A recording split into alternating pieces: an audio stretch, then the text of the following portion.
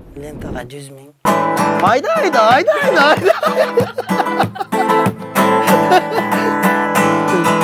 Şunda can айтпай эле коесуздар да магачы. Ayda balam. Ayda. Tez ayda. Ушул жерден ачык карайын эме дейм. Жок, ушундай комментарийлер аябай сонун нерсе экен бул. Мен ичимдеги нерселерди айтып алайын. Жок, анда болбой калбады, өткөп кетпедимби? Токто туруңуз, ашына баштайлы, э? Жок, окшоп калат экен. Кашыңыз абдан соң дейм. Жакшынам, жакшынам. 2021-жыл мага аябай мындай жакшы жылдардан болду. Кандай десем, көптөгөн мындай жетишкендикке жеттим десем болот. 2021-жыл шоу чөйрөсүнө аралаштык, ырларды жаздык, клиптерди тартып чыктык. Эми мындай чыкканда 2020-жыл мен үчүн сонун жыл болду. 2022 болсо, эми алдыда көрө жатарбыз, бирок жакшы. Жок, андай план жазып кеткен, бирок эми ойлогон ойду кыстаган турмуш жеңет, бирок аракет кылабыз. Буна 2022 буюрса, жаңы клиптерди чыгарабыз. Жакын арада дагы бир Бурулкан аттуу чыгармабызга жаңы клипти чыгарабыз. 2021 мен кайсы айда баштадым? Баштаганыма бир 4 ай болуп калды. 2021-жыл. 2 клип тарттым. Бирисин Кыргызстандан, экинчиси Москвадан тартып келдим. Ырларды чыгардык, жакшы эле, көп эле ушундай. Ооба, Эрнест Сыдыков агабыз эми Кыргызстандан номер 1-де. Эми агам эми кандай десем, мага аябай жардам берди. Дешканда жаңы чыгып атасың Толкунбек деп мындай айтканда жардам менен жакшы арзан баада тартып берди. Эми чыгармачылыктан башка жумуштар менен жеке бизнес, чакан бизнестер менен алектене берсем. Кандай десем, жан бакканы деп.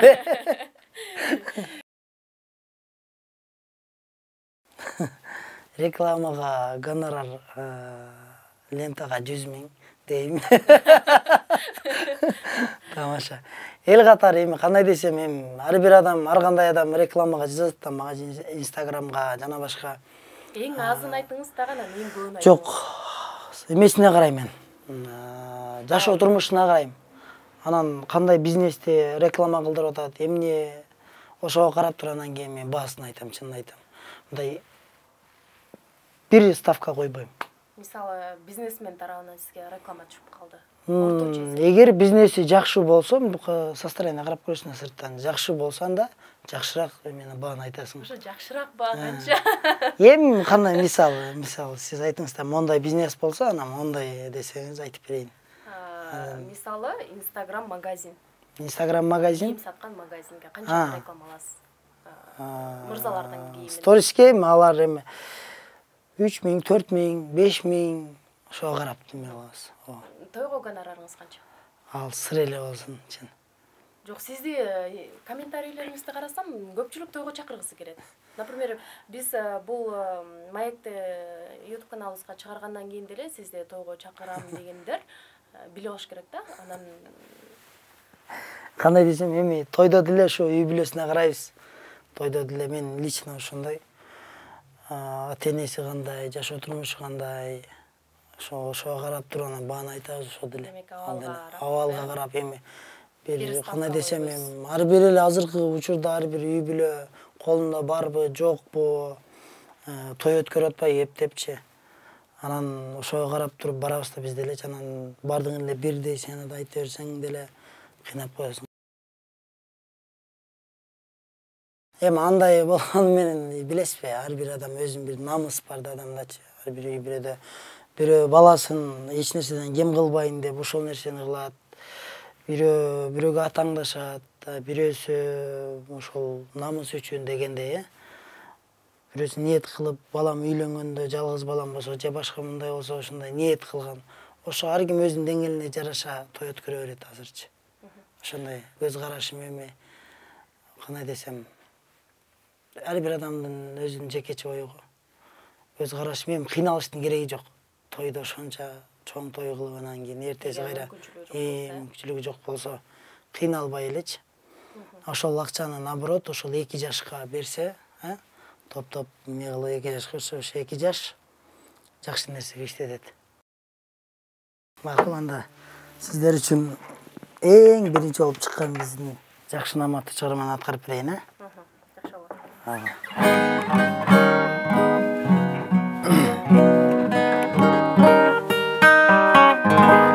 Кошулуп ырдап турсаңыз да болот.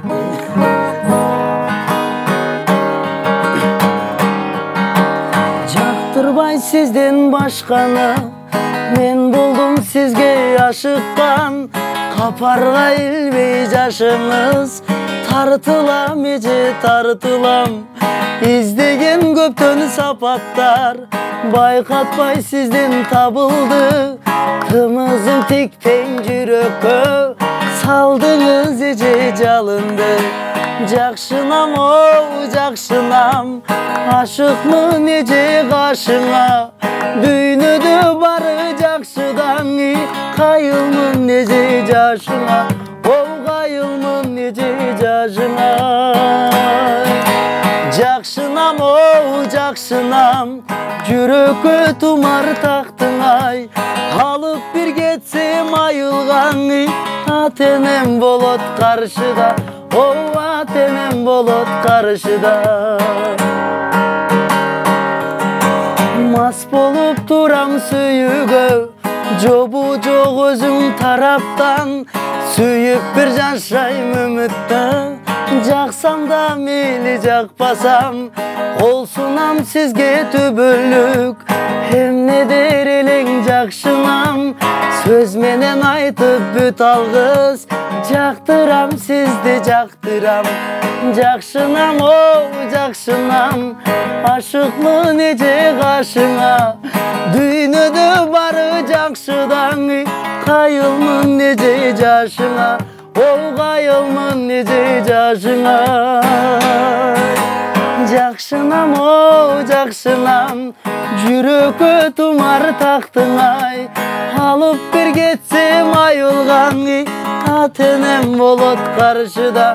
О ата-энем болот каршыда. Күнөө жок мендик сүйүүдө, ашыктык отун жандырган. Жараткан менден сиздерде, күнөөнү коюм тагдырга. Тагдырда айла жок экен, жазылган ушул бешине. Арнадым сүйүүрүмдү, жакшынам ушул эжеме. Жакшынам, о жакшынам, ашыкмын эже кашыңа. Дүйнөдө бары жакшыдан, кайылмын эже жашыңа. О кайылмын эже жашыңа. Жакшынам, о жакшынам, жүрөккө тумар тактыңай. Алып бир кетсем айылган, ата-энем болот каршыда. О ата-энем болот каршыда. Жакшынам, о жакшынам.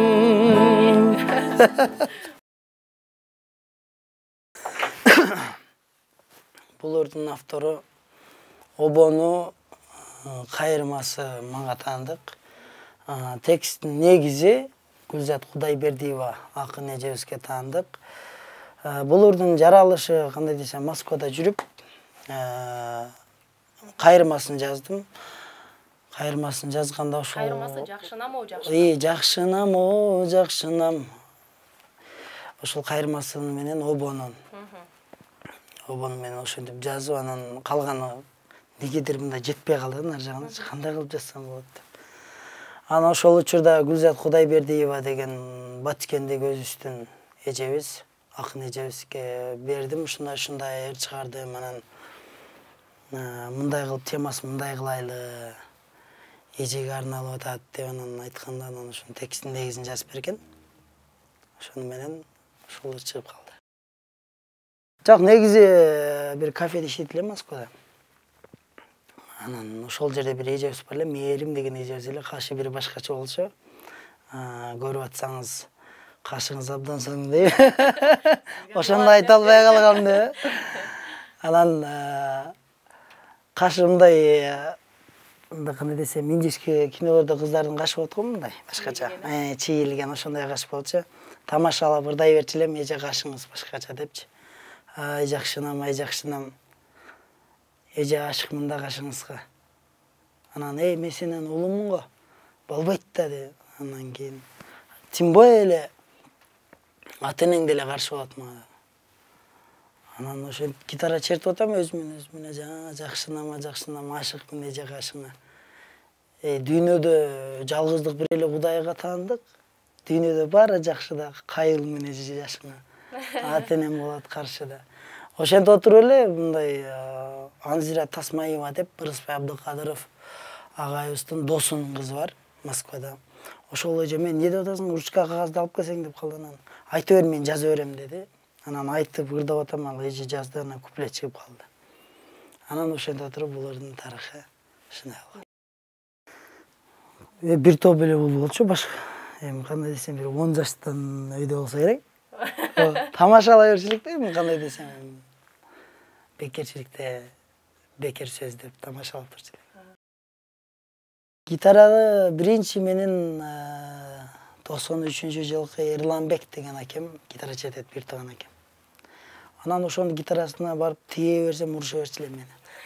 Көзүң чыгарасын депчи. Шашпа, мен да гитара алам. Гитара үйрөнөм. Досторум менен гитара чертип отурат эле. Мен бер жакта иш кылып жүрөм да үйдө.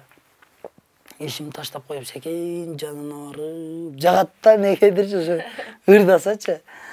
Анан бар ишин кыл десем, кайра ишин кылып нааразы болуп ыйлагым келип. Анан ошентип апама айтып жүрүп, анан анда 9-класс болчум. Анан барып гитара алдым. Ошону мен 9-класстан баштап үйрөнүп, азыркы чейин чертем.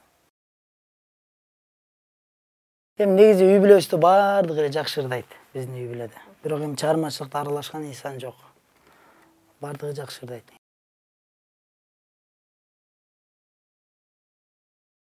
Мен биринчи эзилип бүттүм аттуу чыгармам Бейжан Темирхан досубуздун чыгармасы Москва Сиди ырдагамын. Ошол ырдагандан кийин негедир Инстаграм баракчада катталуучулар аябай көбөйө баштады. Анан кийин, значит, мен ырдашым керек экен да, мондай ырдаган элге жакат экен, да кайсыларды ырдасам экен деп өзүмө жаккан ырларды ырдап, Гүлзия Сатыбеков агабыздын Өмүр аттуу чыгармасын ырдап, андан кийин ошол Айзеректи ырдап койгом. Инстаграмдан эфирге киргенимде адамдардын баардыгы эле эзилип бүттүм менен анан Айзеректи сурана берчү да. Гүлзия Сатыбеков агабыз Москвага концерт коюп барганда дагы сураган. Ага, ырларыңызды ырдасам болобу? Ошо Айзерек деген чыгармаңыз чагат десем, энем макул, жакшы ырдайт экенсиң, сен үчүн берем. Мен ырларым ырдай бер. Бирок жакшы ырдагын депчи. Анан Гүлзия Сатыбеков агабыздын ырлары аябай мындай мазмундуу, көбүнчө бардыгы жашоо турмуштан алынган чыгармалар. Анан мага жагат аябай. Ошол себептен ырларын сурадым.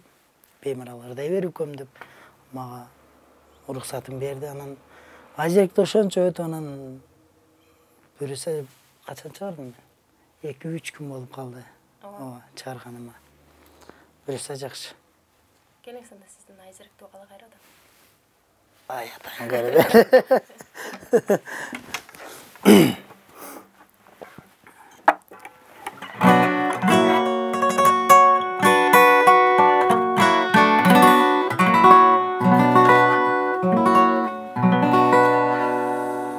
Анда эмесе Гүлзия Сатыбеков агабыздын Айзерек аттуу чыгармасы Айзеректер үчүн болсун.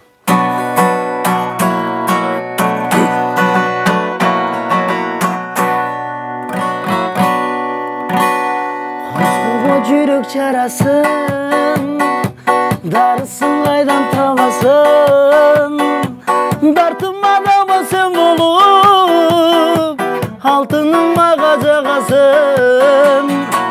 Жолукса күнделе, жүрөгүм мұз беле, кыйнады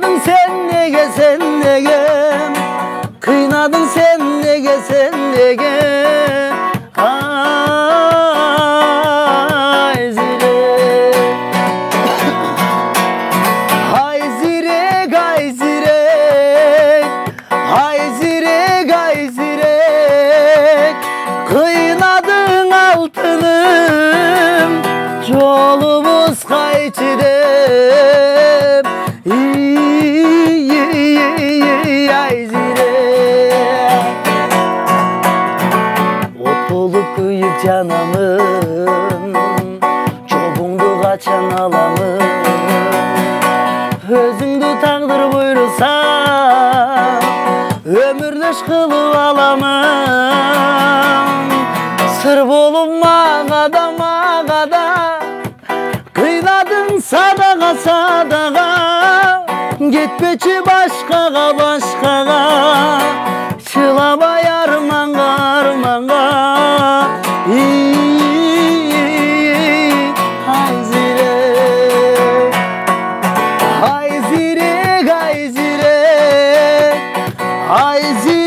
Hayzire Kıynadın altınım Yolumuz kayçıdem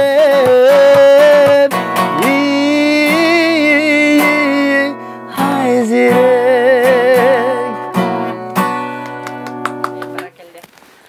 Biraz tekstinden de qadaşıp kettim oşaydı. Kapı ol başları. Geçireyim sırayı. Абдан сонун аткар болду. Mına ışıl sözler ayağa öp gele. Çok жерде эле ырчы болуп кеттим да. Жанагындай эле Марат Исаев агабыз бар эле. Баатырыбыз. Москва жергесинде метродон бир инсанды куткарган, билесизби?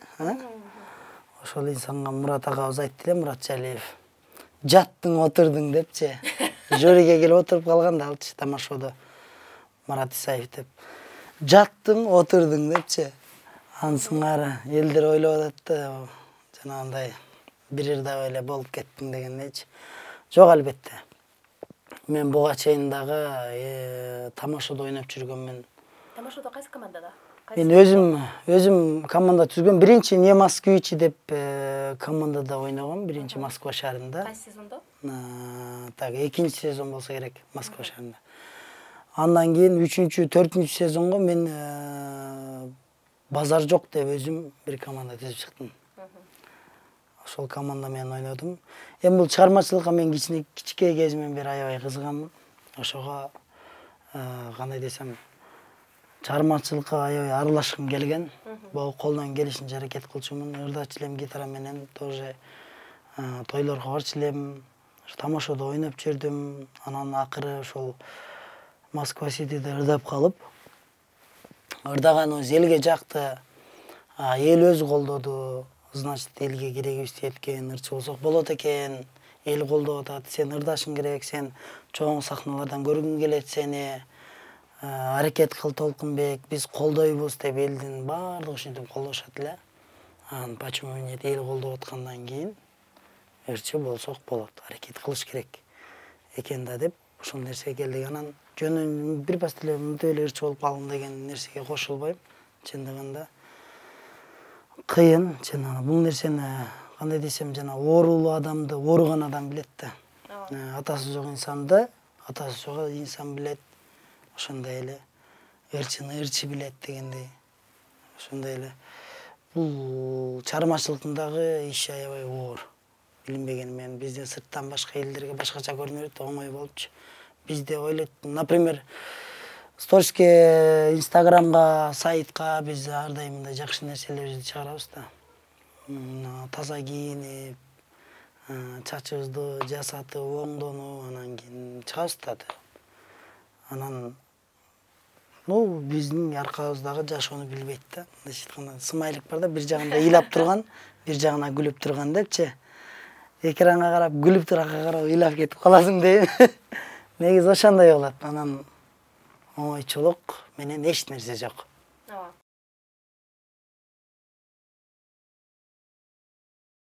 Ушул жерден ачык-ачык карайын эми, дейм.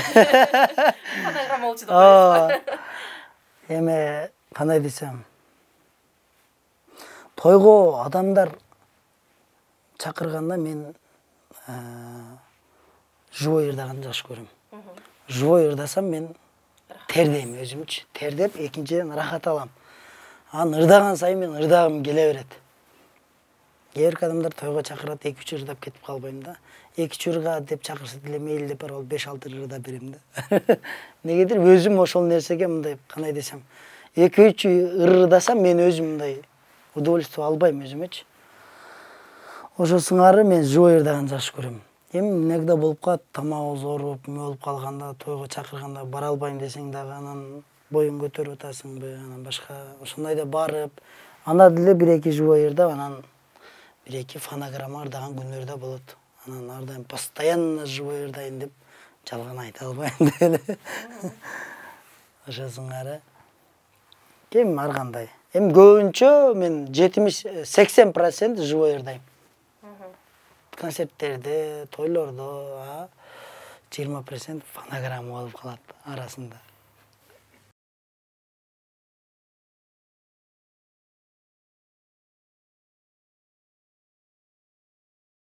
Анын кандай десем, бирок бир жагынан маданияттуулукка жатпай калышы мүмкүн. Анда да мен бирок эми точно айта албайм, маданиятка жатпайт деп. Бул деген мен үчүн рахат.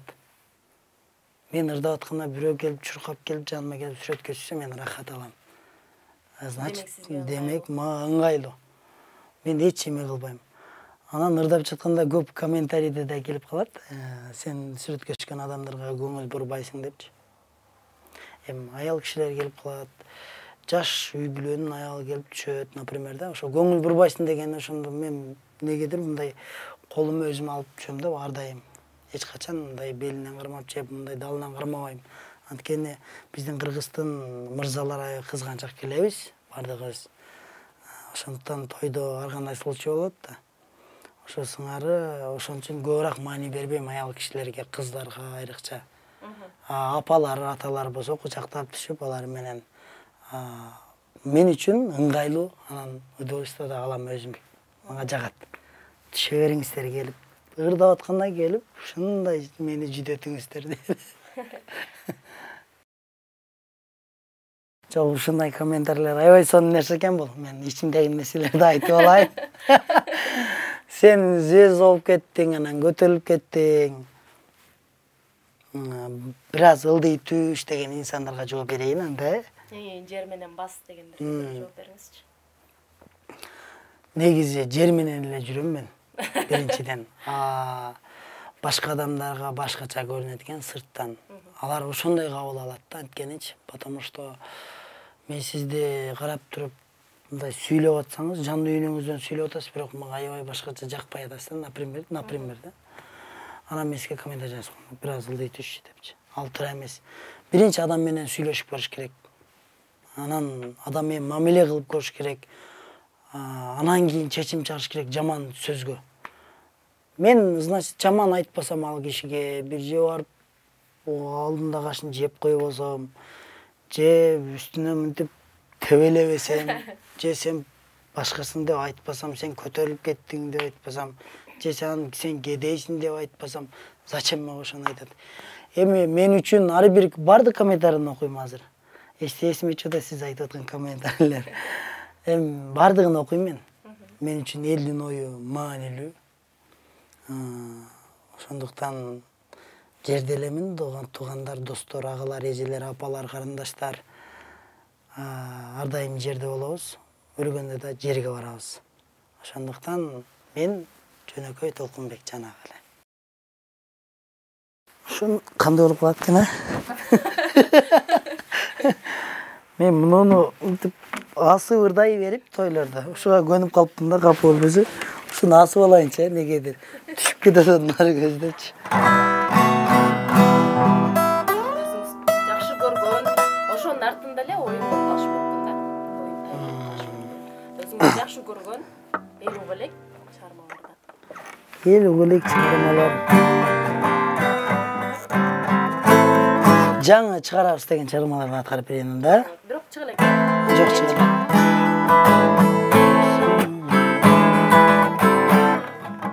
Так.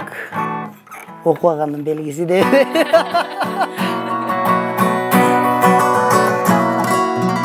Учак аттуу чыгармабыз. Учак деген чыгарма. Сагынуу.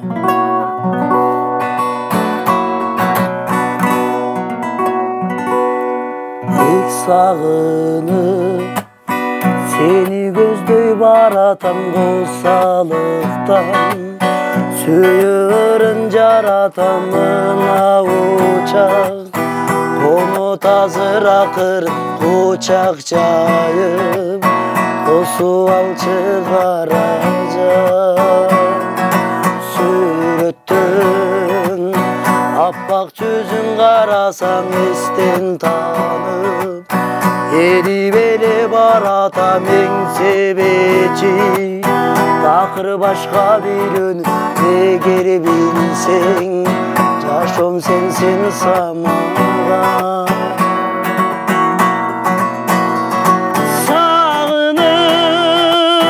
Sağınıp sağa varam ben Tacabay. Tacabay suyu verim benim nege.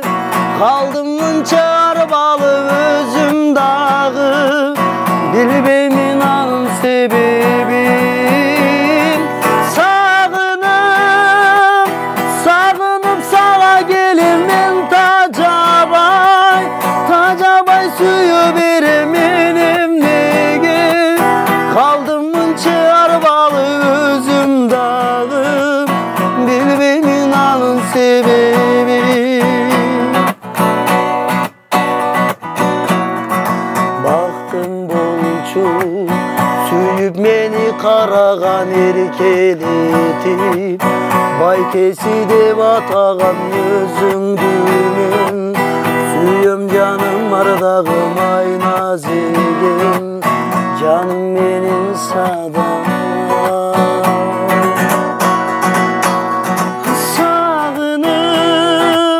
Sağınıp sağa gelin ben Tacabay. Tacabay suyu verim benim nege. Kaldım mınça arbalı özüm dağı, bilbemin anın sebebi. Sağınıp sağa gelin ben Tacabay. Tacabay suyu verim benim nege. Kaldım mınça arbalı özüm dağı, bilbemin anın sebebi.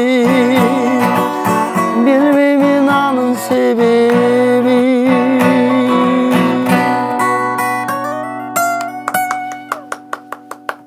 Degen çağırma.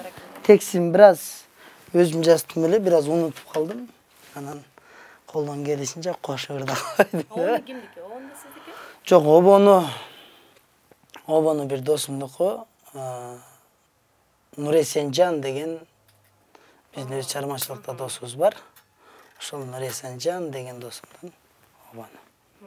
Sözü meniki. Жазып койбойм, жазам. Ырларын. Көп бөрөсү алды да, көп чыгармалар бар, өзүнүн авторный чыгармалары болсо. Обон чыгарамын, ыр жазам дегендей, ыр дайым дегендей. Албетте. Кандай десем, мууздак суу ичкиң келсе, ичип аткан сууңдун кайсыл жеринен агып келе жатканын билбесең, ал аябай суунун даамдуулугу да маанисиз болуп калат. Ошондуктан кайсыл булактан суу ичсең дагы суу чыккан жерине чейин бар дегендей, буйруса музыкалык билим алабыз деген үмүттөр бар. План эмес, үмүт, аракет бар буюрса. Берип берели. Бул сиз тойлордо көрүп жүргөн эле оюндар, көрүп калдыңыз болуш керек. Бир ырды эми сиз өнөр адамы болгондон кийин тамашоодо дагы ойноп калдым деп калдыңыз. Тамашоочулар менин оюмча 4 тарап төп келишкен бир өнөр адамы болот да. Бир ырды, бир куплет ырдайсыз. Ошол эле ырды Манас вариантында айтасыз. Ошол эле ырды рэп кылып. 3 вариантта, 3 вариантта. Бир эле ырдын бир куплетин. Так, 3 вариантта бири рэп, андан кийин Манас. Жок, биринчи өзүн ырдайсыз, ону менен. Балким эски ырлардан аласыз. Бир куплетин ырдайсыз. Ону менен. Андан кийин ошол эле куплетти Манас кылып айтасыз. Анан ошол эле куплетти рэп вариантын айтыңыз.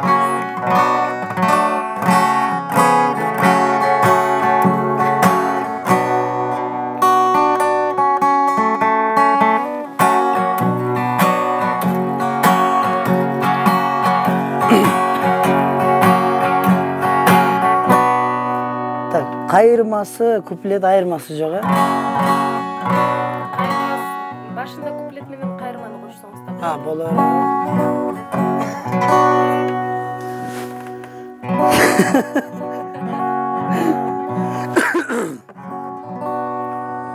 Жөнө балам, сен чоңойдуң, айыл журтка барып кел.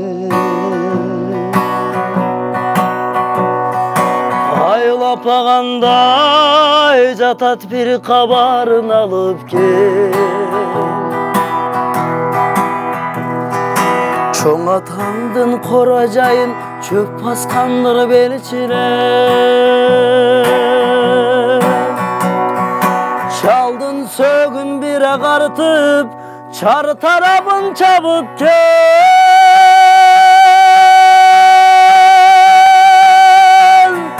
Hayda balam жылкыңды ата баба журтуңа. At ömürtü ata önü bir жаңырсын кыргырда. Kol çanaştan kımız içken kırgız elem kırdağı. Tundurmaday tunuk kezim tөгүлдү bü turmuşta. Lay la lay la lay la lay la lay. Lay la lay la la la la lay la. Rahmat. Men Sizge rahmat. hazır rapin oylanıp Gelin senin Manas variantın. Гитарасы эле. Ошол эле текстти Манас кылып. Манас айткандай эле кылып айтабыз да. Образ. Кандай болуп калат, не? Айдап алам жылкыңды дегенде тоолорду көрсөтүп. Дәттіра. Ху деп баштайды. Кандай болот экен, негизи Манасты көп айткан эмес, бирок Манас туулган, бирок эме кылып көрөлүчү, айтып Манас койгон. болбогондон аракет кылып көрүңүз. Так, кандай баштайды? Деп башталат. Hayda balam жылкыңды ата баба журтуңа. Жок, анда болбой калбады, өткөтпөдүмбү? Токто туруңуз, башына башталы, э? Так. Жөнө балам.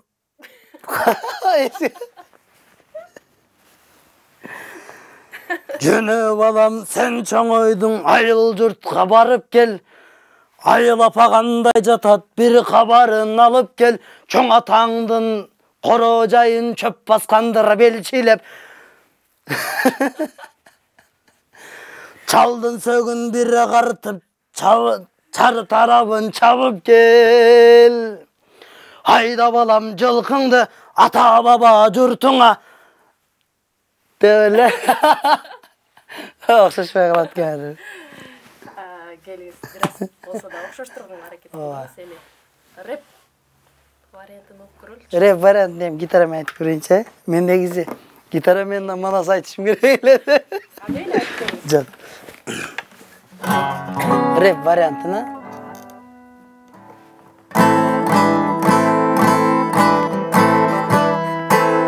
Tıktın dıkkın düştün layder. Ey, yo. Jönö balam, sen çoңойдуң, айыл журтка барып кел.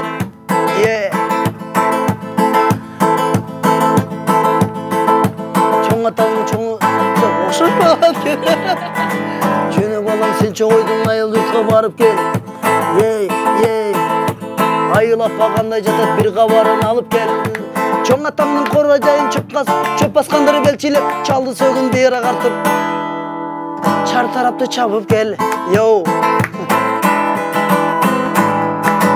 Айда балам жылкыңды ата баба журтуңа.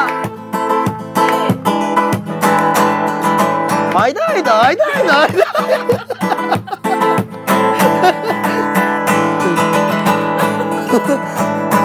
Ayda balam. Ayda ayda ayda ayda. Tez tez ayda.